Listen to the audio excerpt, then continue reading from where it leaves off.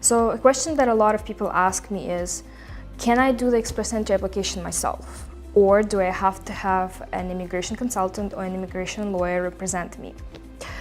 I usually answer like this: yes, you can do it yourself. And if you decide to do it yourself, there's two things that you really have to make sure you have in place. The first thing is one of the most important things of your application, and it is your work experience and how it's proven. Citizenship and Immigration Canada has very strict rules in terms of how they look at your work experience.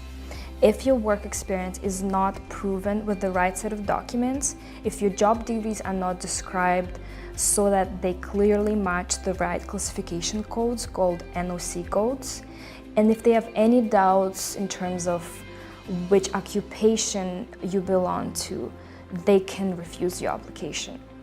And when my clients come to me, one of the main questions they have is how do they properly prove their work experience?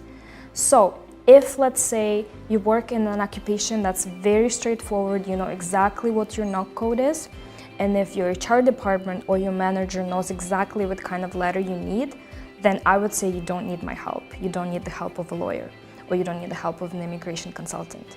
But unfortunately, it happens rarely. In most cases, when clients come to me, they do have so many questions about how to properly prove their work experience, and that's why they hire me, because they know I can make sure it's done the right way the first time. So second is, you can submit express entry application fully by yourself if you have the time to sit down and read all the CIC regulations, rules, and guides.